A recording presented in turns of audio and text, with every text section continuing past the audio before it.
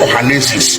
You see, this is the reason sometimes I don't blame Nnamdi Kanu when he begins to call himself Ohaneze Ndigbo. There's no time for you to talk of money. Even if you're going to talk about money, what you need to say first now is to demand for the release of Nnamdi Kanu. Because that man would have not been there if not the effect of that coup. Because it is after the coup, I read it on this book. See, in this book. And I read this one as well. All of them are speaking about the war. And there's one statement that they do make there, that for killing of Sultan of Sokoto, the Fulanis demand for 1 million head of the Igbos that made the slaughtering of the Igbos in the north to take place. So what are we going to demand for first? Is it money? Nnamdi Kanu should be released. After release of Nnamdi Kanu, they should give Igbo seaport, so that we can be able to be doing our business. And thirdly, they should allow us take part in the governing of this country if we are part of them. Because before the coup, that is the way it was. These people too. Okay, this 10 trillion that they are requesting for, if they give them, if they want to share it state by state, if they give them 10 trillion, that means they have 5 states now. That means each state they are going to receive like 2 trillion.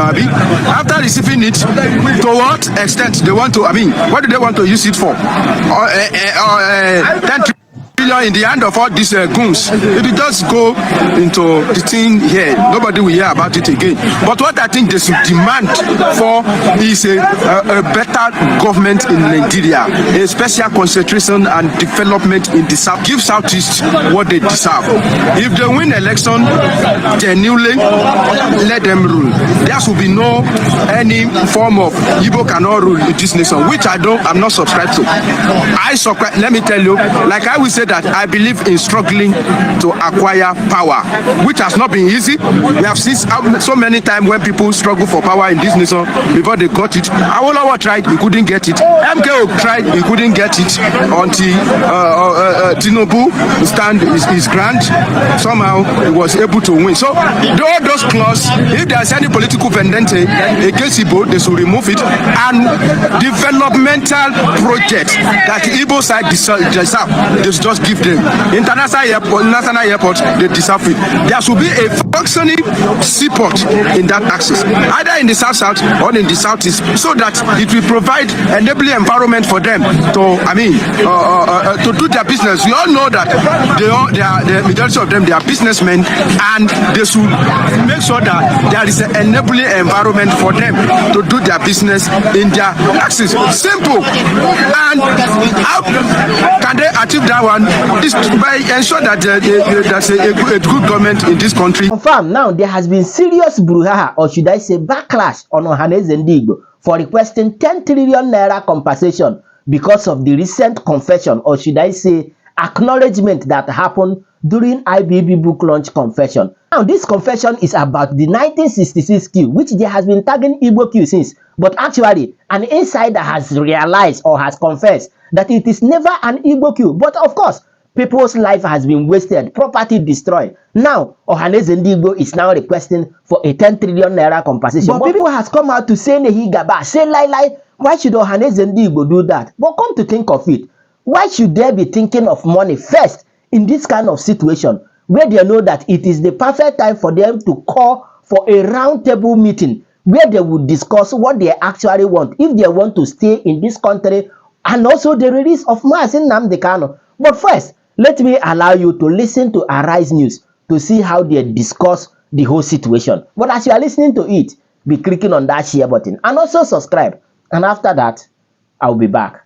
Let's go there. The Igbo Apex Group, Ohaneze Ndigbo, on Sunday demanded an apology and 10 trillion naira in compensation from President Bola Ahmed Tinubu to be paid to the Igbos following the revelation by former military president Ibrahim Badamasi Babangida that the 1966 coup was not an Igbo coup as alleged. The revelation was contained in IBB's memoir, A Journey in Service. The group noted that the coup unleashed disastrous repercussions on the Igbo people, among other factors, which ultimately led to the horrors of the Biafra War. Let me take their statement in part. The group wrote, the Apex Igbo Social Cultural Organization, Ohaneze Ndigbo, extends its profound appreciation to General Ibrahim Badamasi Babangida for his remarkable courage in officially declaring that the January 1966 coup was unequivocally not an Igbo coup.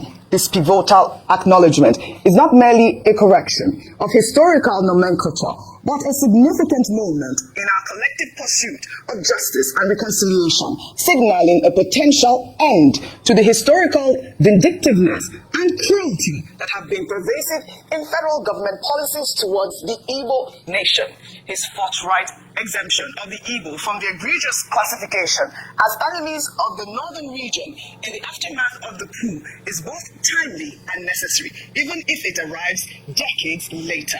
The mislabeling of the 1966 coup has unleashed disastrous repercussions upon the Igbo people, most tragically culminating in the January 1966 counter-coup, which decimated a military head of state of Igbo descent. The staggering loss of life, with approximately 3 million Igbos, predominantly innocent women and children, slaughtered during this conflict, continues to reverberate through our collective consciousness. In light of these egregious injustices and the deliberate neglect exhibited by successive administrations, Ohaneze Ndigbo hereby restates its demands as articulated previously during the Justice Oputa-led Judicial Commission for the Investigation of Human Rights Violation panel in 1999. The present federal government, led by President Bola Ahmed Tinubu, must recognize this moment as an opportunity to extend a public and unequivocal apology on behalf of previous military regimes. Our demand for 10 trillion naira in reparations remains steadfast. This figure is not arbitrary, but a symbolic recognition of the indelible losses the Igbo people have endured. The time has come for true acknowledgement of these historical wrongs, which can only be rectified through reparations and sincere apologies. Quick comment before I take some reactions. Eddie, IBB did not need to write in his book that I was not an Igbo before I had known that I was not an Igbo. For references, I have read, if not in my last count, over 10 to 15 books on the war and what happened around that time. One of the most updated one that was not really biased was Centaur's account of the Nigerian Civil War. I've read Philip Evans' account, The Cage Bird Sings. I've read, Frederick Force. I've read many accounts. It was not an Igbo coup. There was no Igbo coup. The narrative of an Igbo coup was to be able to hang, a particular ethnic group in all of that. These were a bunch of idealists that said, the way forward to obliterate this political class, this thieving political, and their problems then was the same thieving political class. The coup plotters. Yes. That they became very idealistic. And where did that mindset come from?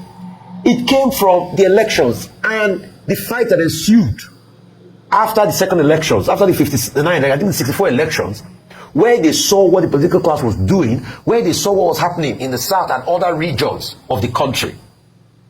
So this bunch of idealists felt that they could save the country. It was a big mistake. Ademoyega that wrote the book Why We Struck was not an Igbo man. Kaduna Nzego was from Apanam. Kaduna Nzego was so Hausa. They have Igbo indoctrination, was born in the north. His name was Kaduna because he was born in Kaduna. So all of this was part of the sentiment that they used for this war then. And there are many copious accounts. It was just a bunch of idealists. They felt the way to go was the way to kill them, but it was wrong. There was no ethnic. The same narrative of ethnic coloration stemmed from what the political class started infusing, so there was going to be a fight back. Coupled with the media. And that's why foreign medias also played a role in this. And they whipped up that sentiment and it started to snowball into the anarchy. Right. In moving forward, we need to heal. We need to know that we are all on this table of this hurt and pain, and we should try as much as possible to fix it. And we must be able to do justice. The greatest form of reparation for me is justice. Yeah. And we must stop the marginalization against the Igbos. Infrastructure must be built in that land. Right. We must allow infrastructure go round. Yes, we have development commission across all regions now. There are statutory transfers to the budget. Yeah. We must be able to pump money there. Also, we must bring about federal infrastructure present development. Then we must also stop this talk. Now, Igbo man cannot be president. Who said so? Who said so? Because you see, these people forget a lot. After the Civil War, one of the paths to reconciliation was that a deliberate attempt by the two key political parties to have Philip Omiedi as the running mate of our Awolowo and what's his name now, the number one actor, Alex Ekwueme, the first man to get a PhD in architecture in Nigeria. All right. So we need to be able to bring ourselves to this table of recompense and bring the conversation clear on the table that we must fight for a path to peace and stop this Igbophobia and hate against Igbos and all of that. All of us must be one to make this unity work. All right, so you're up for that, compensation, the 10 trillion. I mean, there's been conversation about, how that amount of money, there should be some sort of wider consultation as to how Ohaneze arrived at that amount of money. But for me, due compensation. You believe in due compensation. A lot of federal infrastructure in the East and other parts that have been brought in the country. Sustainable ones. That's what I don't know about 10 trillion. But I'm all about justice. So let me take a comment that followed that story. This is from Justin Collins, who wrote, Ohaneze Ndigbo's demand for an apology and 10 trillion naira in compensation from President Tinubu following IBB's clarification about the 1966 coup underscores the Igbos deserving recognition of their historical grievances. This call for reparation reflects the ongoing need for acknowledgement of past injustices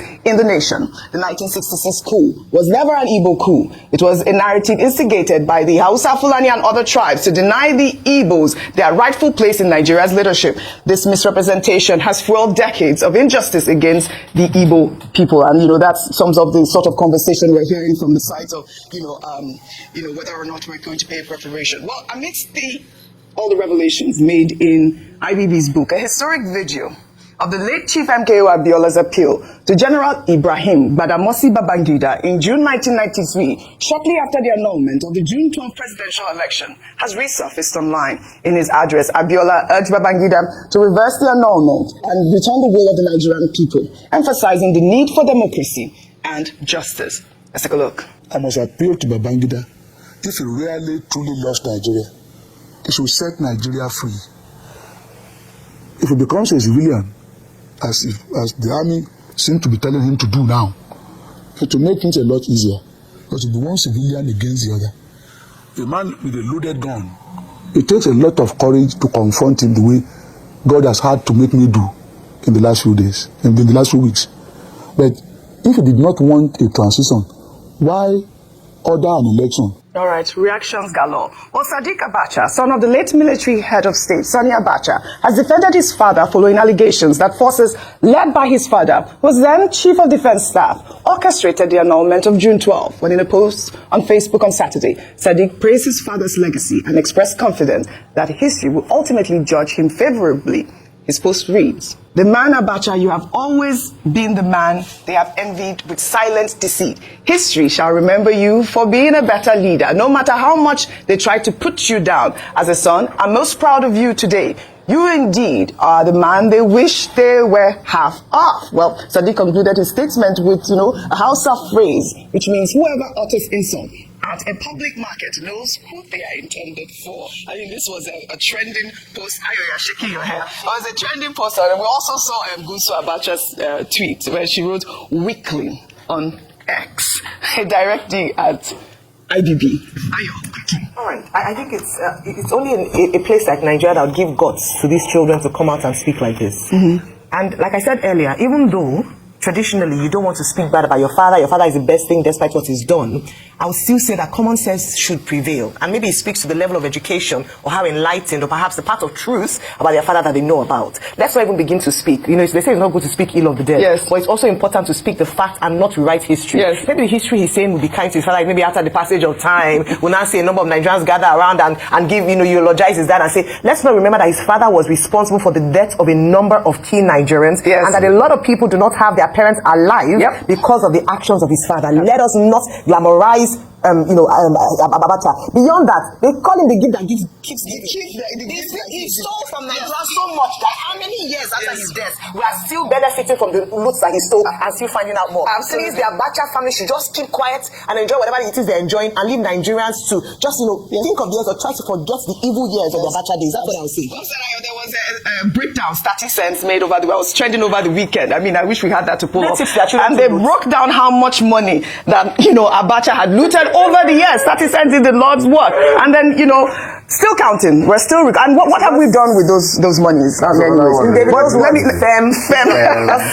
Professor Anthony Killer, this memoir has, generated reactions. But you know what? In 2019, President Muhammadu Buhari stated that he will not write a book expressing concerns. That doing so might lead him to criticize certain individuals, which he wished to avoid to prevent causing harm to their families. Let's take a look. So people said I should write a book. I don't think I will ever write a book. Mainly, I don't want to hurt anybody. Hurting in the sense that there are certain people that I cannot resist abusing.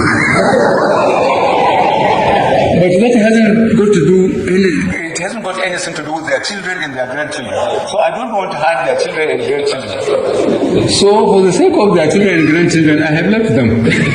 I mean, history, we need that. I don't know why Buhari is saying he won't write a book. Augusta, we need a book from you. Go ahead. You made a book on Yes, I mean, I don't know about this story. I think, you know,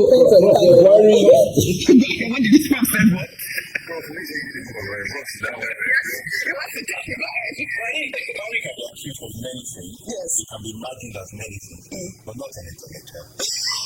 Not as a writer.